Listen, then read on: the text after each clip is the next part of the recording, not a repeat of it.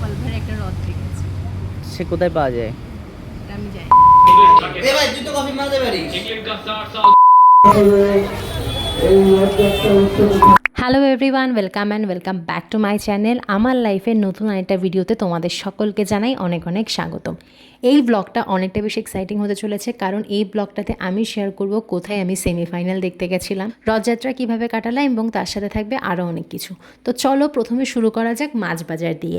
সেদিন আমি নিজের হাতে মাছ বাজার করতে গেছি, অসুস্থ শরীরেও মায়ের সাথে, বিকজ আমার ওয়ার্ক ফ্রম হোমও চলছিল আর বাড়িতে কিছু গেস্টও আসার ছিল। তো ভাবলাম যে না, একটু নিজেই যাই, নিজে একটু বাজার থেকে বাজার করে নিয়ে আসি।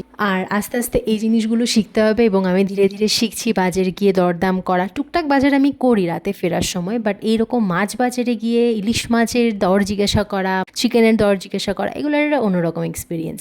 তো টুকটাক ভালোই বেশ বাজার করলাম মা আমি দুজনে মিলে। দেন বসলাম একটু খেলা দেখবো বলে, বাট কোনোভাবেই নেট কাজ করছিল না, কোনোভাবে নেট কাজ করছিল না। ফাইনালি আমি দেখতেই পেলাম না। দেখো এখানে দেখা যাচ্ছে। আর গেস্ট আসা মানে সেদিন আমার রান্নার দায়িত্ব থাকে কম বেশি।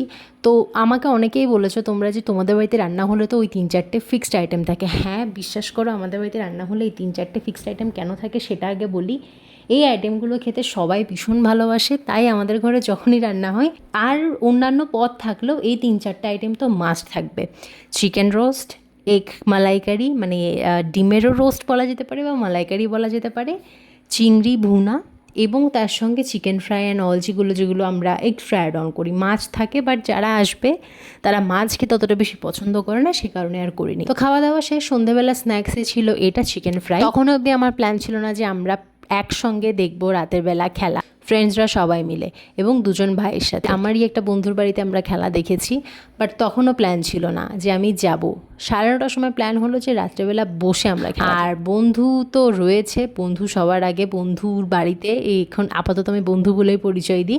তো কম বেশি অনেকেই এসেছিলো, তো খেলা মোটামুটি শুরুই হয়ে গেছিলো। অ্যান্ড আমি অনেকটা বেশি ইংল্যান্ডকে সাপোর্ট করেছিলাম, এই কারণে না যে একজন ব্রাজিলের সাপোর্টার বলে। আমি জুড বেলিংহামকে অনেকটা বেশি পছন্দ করি, সে কারণে আমি চেয়েছিলাম ইংল্যান্ড জিতুক, বাট ইংল্যান্ড তো হেরে গেল। আর আমাকে সমানে যারা যারা আর্জেন্টিনার সাপোর্টার ওখানে ছিল আমাকে মোটামুটি রোস্ট করে গেছে।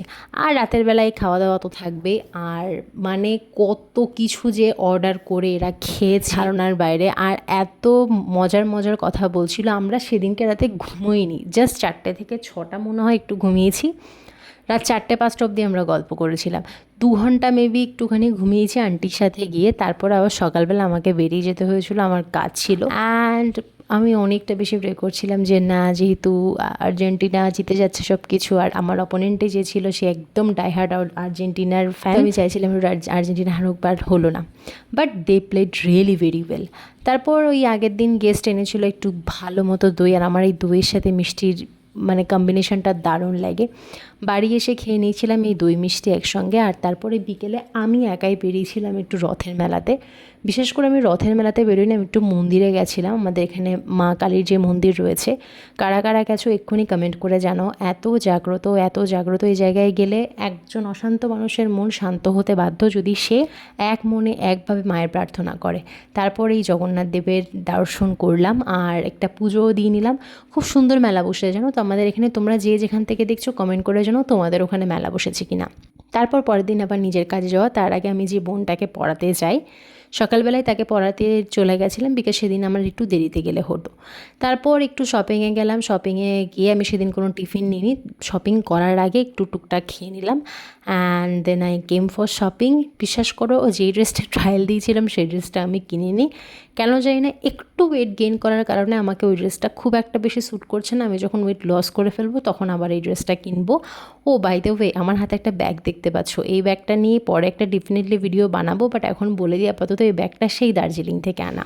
তো অন্য একটা ড্রেস নিয়েছি, সেটা পরে তোমাদেরকে দেখাবো, বাট ইচ্ছে আছে ওটা পুজোর সময় একেবারে পরবো। তারপর স্পেন্সার্স থেকে টুকিটাকি কিছু নিলাম, বাট একটা জিনিস চাইছিলাম আমার ভাইয়ের জন্য, জিনিসটা কিন্তু আমি ওখানে পাইনি। তারপর বিকেলবেলা একটু বেরিয়ে গেছিলাম একটু দমদমের দিকে, কারণ টুকিটাকে আমার নিজের কিছু কাজও ছিল আর একটু বেরোনোরও ছিল। অনেকদিন বেরোনো হয় না, ভাবলাম আমাকে একটা জিনিস কিনে দেবে। মানে আমি তোমার থেকে চাই, খুব কম চাই, কিন্তু আমি একটা জিনিস দেখেছি যেটা আমি চাই তুমি আমাকে এখন কিনে দাও। কি? আমি গোপাল ভাঁড়ের একটা রথ দেখেছি।